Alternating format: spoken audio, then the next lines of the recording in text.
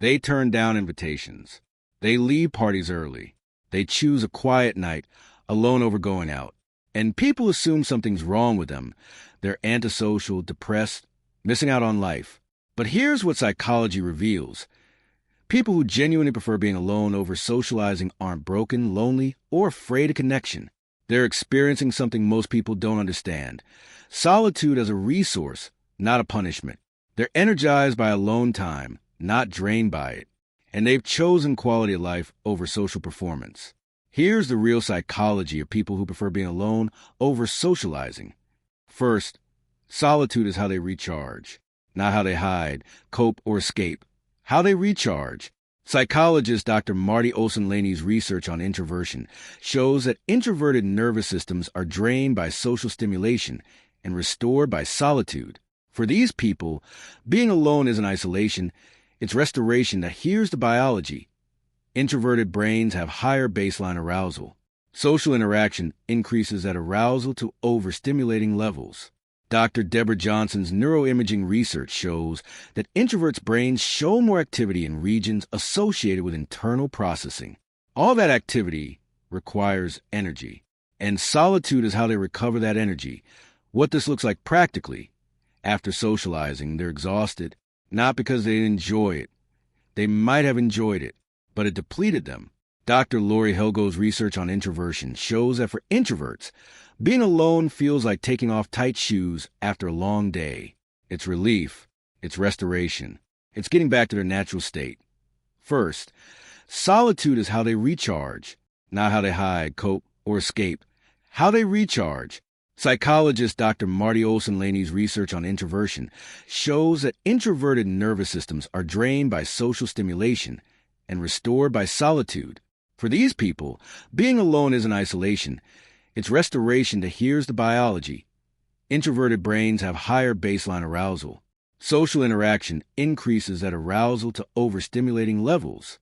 Dr. Deborah Johnson's neuroimaging research shows that introverts' brains show more activity in regions associated with internal processing. All that activity requires energy, and solitude is how they recover that energy. What this looks like practically. After socializing, they're exhausted not because they didn't enjoy it. They might have enjoyed it, but it depleted them. Dr. Lori Helgo's research on introversion shows that for introverts, being alone feels like taking off tight shoes after a long day. It's relief. It's restoration. It's getting back to their natural state. Third, solitude provides autonomy and freedom they can't get in social settings. When you're alone, you don't have to negotiate, compromise, perform, or manage anyone else's needs or expectations. Psychologist Dr. Edward Desi's research on self-determination shows that autonomy, the ability to act according to your own values and interests, is a fundamental psychological need. Here's what happens in social situations. You're constantly negotiating where to eat, what to do, what to talk about, when to leave. You're reading the room, managing impressions, adjusting your behavior to fit the context. Dr. Irving Goffman's work on self-presentation shows that social interaction requires constant microadjustments to maintain appropriate social performance. What solitude offers is complete freedom from all of that. You eat when you're hungry. You do what interests you. You think without filtering. You feel without performing.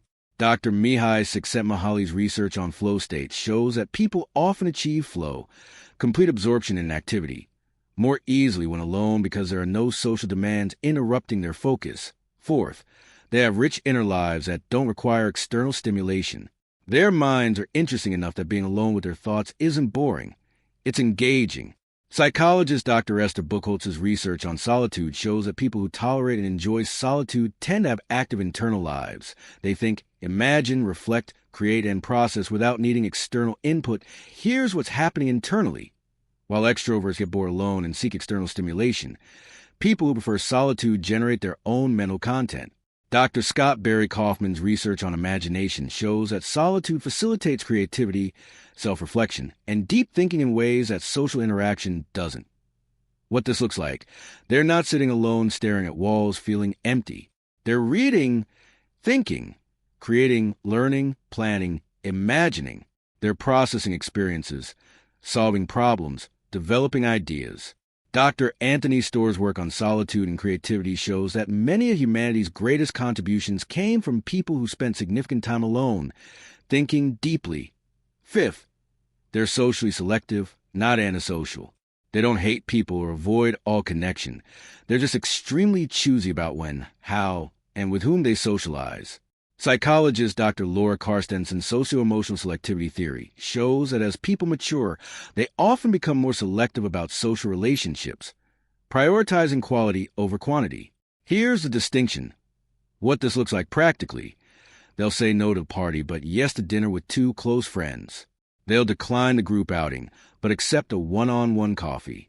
They'll skip the networking event, but engage deeply in a meaningful conversation.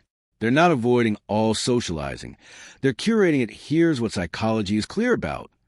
People who prefer being alone over socializing aren't damaged, depressed, or missing out. They're managing their energy wisely by recharging through solitude. They're prioritizing depth over breadth in relationships because superficial connection drains them. They're protecting their autonomy and freedom from constant social negotiation. They're engaging with rich inner lives that provide more stimulation than small talk, and they're being socially selective, investing in meaningful connection rather than obligatory performance. Oh, the next time someone turns down your invitation, consider this. They're not rejecting you. They're choosing themselves. And that choice deserves respect, not concern. Being alone is not the same as being lonely. And sometimes the people who are most comfortable alone are the ones who understand themselves best.